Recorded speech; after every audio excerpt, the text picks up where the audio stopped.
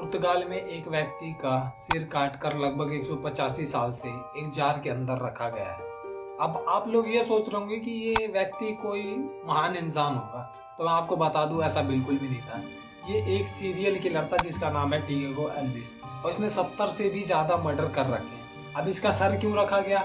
वो इसलिए रखा गया कि वैज्ञानिक और डॉक्टर इस पर रिसर्च कर सकें कि एक सीरियल किलर सोचता क्या है, वो अपन मर्डर करने से पहले उसके दिमाग में क्या क्या बातें चलती है।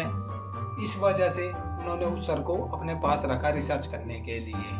तो हेलो दोस्तों, मेरा नाम है गौरव और आपका स्वागत है अपने YouTube channel sings of for you में। अगर आपको वीडियो अच्छी लगे तो लाइक कर देना, सब्सक्राइब कर देना। तो बिना देरी के इस वीडियो को शुरू करते हैं और जानते हैं डिएगो एल्विस की एक सच्ची कहानी। डिएगो एल्विस, इसने 1836 से लेकर 1840 इन 4 साल के अंदर इसने 70 से भी ज़्यादा मर्डर करे। डिएगो एल्विस का जन्म स्पेन में हुआ था और ये काम की तलाश में पुर्तगाल आया था। इसने बहुत कोशिश करी काम ढूंढने की, पर इसे पहले तो शुरुआत में काम नहीं मिला। ये छोटे मोटे काम करके थोड़े बहुत पैसे कमा लेता था, लेकिन उससे इसका गुजारा नहीं हो पाता था। ये उस पैसों से खुश नहीं था, ये काफ़ी परेशान रहने लग गया। और फिर इसकी संगत में कुछ लोग आए जो भी छोटी मोटी चोरियां करते थे। अब डिएगो एल्विस उनके साथ में मिलकर ये भी छोटी मोटी चोरियां करना सीख चुका था। अब ये उनसे इसका गुजारा तो चल जाता था, पर अब धीरे धीरे इसकी लालच बढ़ती जा रही थी। अब इसी लालच ने बहुत सारे बेगुनाह लोगों की जान ले ली। डिएगो जिन लोगों के साथ छोटी मोटी अब चोरियां करता था, अब डिएगो एल्विस ने उनका साथ छोड़ दिया।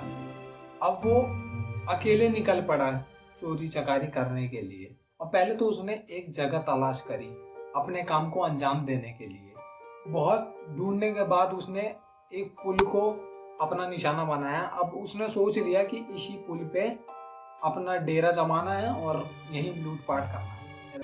शाम होते ही डिएगो एल्विस, जैसे ही थोड़ा अंधेरा हो जाता था, डिएगो एल्विस उस पुल पर पहुंच जाता। उस पुल पर जो व्यक्ति अकेला जाता था उसको डिएगो एल्विस पहले तो लूटता था और उसके बाद उसी पुल से उस इंसान को वो फाड़ देता था। उस पुल पर ज़्यादातर किसान आया करते थे जो कि अपना अनाज शहरों में बेचकर उस पुल से आते थे। अब डिएगो एल्विस किसानों को ही क्यों अपना वो निशाना बनाता था? वो इसलिए कि किसान ज़्यादातर खुदकुशी करते हैं और इन पे कोई ज़्यादा ध्यान भी नहीं देगा, इसलिए डिएगो एल्विस ने किसानों को ही अपना निशाना बनाया था ज़्यादातर। लेकिन कई लोग ऐसे भी थे जो वहाँ के छोटे मोटे व्यापारी वगैरह थे, उनको भी उसने निशाना। अब धीरे धीरे करके किसान गायब हो रहे थे, लेकिन लोगों ने इस पर ज़्यादा ध्यान नहीं दिया। उन लोगों ने ये सोचा कि किसान शहर गए हैं अपनी फसल को बेचने के लिए और वहाँ पर उनको कुछ काम आ गया होगा, इस वजह से वो कुछ दिन वहीं पर रुक गए होंगे। लेकिन 1-2 महीने बाद ये सिलसिला धीरे धीरे बढ़ता ही जा रहा था और वहाँ के लोग अब चिंतित हो चुके थे। अब उन लोगों ने पुलिस को जाकर इस बात को बताया कि गांव से धीरे धीरे किसान करके गायब हो गए। पुलिस ने इस बात पर ज़्यादा ध्यान नहीं दिया। पहले तो पुलिस को ये लगा कि किसान आखिर में ज़्यादातर खुदकुशी करते हैं या कहीं चले गए होंगे, वो कुछ दिन बाद वापस आ जाएंगे। पुलिस ने ये कह के उन लोगों को वापस लौटा दिया। कुछ दिन बाद उस पुल के नीचे से 1-2 लोग जा रहे थे। अब उनको कुछ शव दिखे, उन्होंने उस शव की कंप्लेंट पुलिस में रजिस्टर की। अब पुलिस वहाँ जांच करने के लिए आई और पुलिस ने जांच करी और पता लगा कि ये तो वही किसान है जो कि गायब हुए हैं।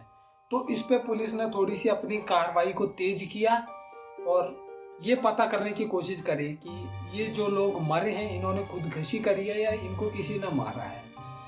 कुछ ज़्यादा कुछ जांच नहीं हो पाई क्योंकि उस ज़माने में इतनी टेक्नोलॉजी नहीं हुआ करती थी। लेकिन किसानों के कुछ जो शव मिले थे किसानों के, उन पर कुछ घाव मिले थे पुलिस वालों को, जिससे पता लगा कि यह खुदकुशी नहीं बल्कि एक मर्डर है। इनको जान से मारने की कोशिश करी गई है।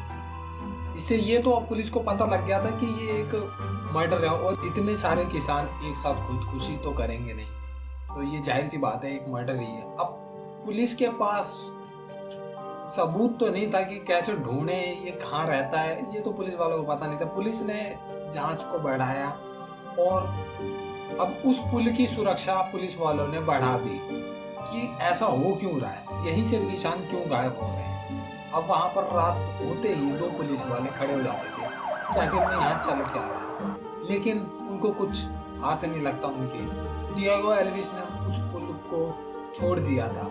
उसको भी ये पता था कि पुलिस की जांच हो रही है, चल रही है। इस वजह से डिएगो एल्विस ने उस पुल को छोड़ दिया और उसने अपने काम को कुछ दिनों तक बंद कर दिया। लगभग ऐसे करते करते 3 साल हो गए और उस पुल पे अब कोई मर्डर नहीं होता था। लोगों को लगा कि अब ये मर्डर का सिलसिला बंद हो चुका है, लेकिन अब डिएगो एल्विस 3 साल से ऐसा कुछ नहीं कर रहा था, तो उसके दिमाग में खलबली सी मच गई थी। अब उससे रहा नहीं जा रहा था। अब उसको पैसों की भी जरूरत थी और वो बहुत ज़्यादा परेशान था।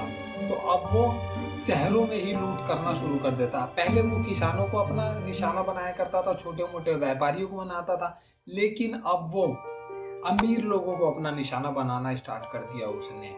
वहाँ के जो बड़े बड़े अमीर घर के लोग होते थे, उनके घरों में घुसकर उनके कीमती जेवर, पैसे, गाड़ियाँ ये लेके डिएगो एल्विस फरार हो जाता था और कई जगह पे तो वो पूरे परिवार को ही खत्म कर देता था। बात की पुलिस को भनक लगी। अब पुलिस इन दोनों केस को जोड़कर देखती है कि पहले अब किसान अचानक से गायब हो रहे थे और अब अमीरों के घर में एकदम से ही चोरियां होनी स्टार्ट हो गई, वो भी 1-2 नहीं, कई लोगों के घर में। वहाँ के एक फेमस डॉक्टर थे, उनको काफ़ी लोग जानते थे और उनके घर में भी ऐसा ही कुछ हुआ और उनके पूरे परिवार को मार दिया गया। और वो एक फेमस आदमी थे, तो उनकी खबर बहुत तेजी से शहर में आग की तरह फैली और पुलिस ने भी जल्दी जांच करी और इसमें पता लगा कि कुछ लोग जंगल के रास्ते से यहाँ पर आते हैं और चोरियाँ करते हैं और फिर उन्हें जान से मार के फिर वो जंगल की तरफ चले जाते हैं। उनके पास कुछ हथियार भी होते हैं। अब ये बताते ही पुलिस ने पूरे शहर में नाकाबंदी कर दी और उनको ढूंढने में लग गई और पुलिस ने वहाँ के जंगलों से 3-4 लोगों को पकड़ा। 3-4 लोगों में से डिएगो एल्विस भी शामिल था। पहले तो पुलिस ने अपनी नॉर्मल पूछताछ करी, लेकिन उन्होंने अपना मुंह नहीं खोला। फिर पुलिस ने अपना तरीका इस्तेमाल किया, उन्होंने उनको टॉर्चर किया। तो वहाँ से एक बंदा टूट गया और उसने सारी सच्चाई उगल दी। अब पुलिस वालों को ये तो पता लग गया था कि हाँ, इन्होंने ही चोरी करी है और डॉक्टर के पूरे परिवार की हत्या भी इन्हीं लोगों ने करी है। पुलिस वाले अब इन लोगों के सरदार के बारे में जानना चाहते थे और उसने बताया कि ये है डिएगो एल्विस, यही हमारा सरदार है और यही हमें चोरियां करने के लिए बोलता था और लोगों को मारने के लिए भी।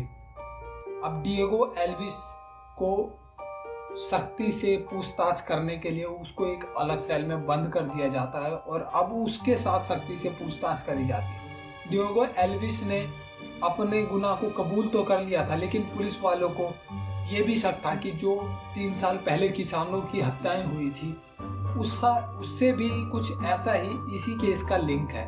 तो उसने डिएगो से इस बारे में भी पूछा और फिर डिएगो ने अपना सच कबूल किया कि हाँ, मैंने ही उन किसानों को भी मारा था। और उसने ये बताया कि लगभग मैंने 70 से ज़्यादा लोगों को मार चुका हूँ। और ये सुनकर तो पुलिस हक्का बक्का हो गई। उसको समझ नहीं आ रहा था कि ये कैसे हो सकता है, जो इंसान हमारे सामने बैठा हुआ है इसने 70 से ज़्यादा मर्डर कर रखे हैं।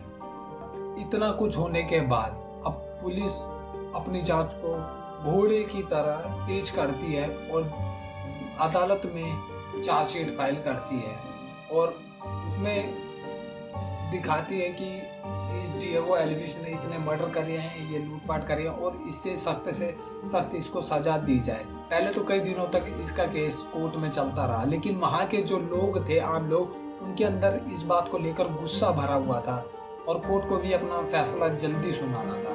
तो कोर्ट ने अब डिएगो एल्विस को फांसी की सजा सुना दी और डिएगो एल्विस को फांसी दे दी गई। वहाँ के जो कुछ फेमस साइंटिस्ट और डॉक्टर थे, उन्होंने सरकार से अपील करी कि हम डिएगो एल्विस के सर पर कुछ रिसर्च करना चाहते हैं कि एक सीरियल किलर आखिर में सोचता क्या है। इसलिए उन्होंने इसके सर को काट कर एक जार में रखा है। जार आज भी एक वहाँ का विश्वविद्यालय है पुर्तगाल का, उसके अंदर रखा गया है। आपने मेरी वीडियो को आई होप पूरा ही देखा होगा। तो अगर आपको अच्छा लगा तो सब्सक्राइब कर दो।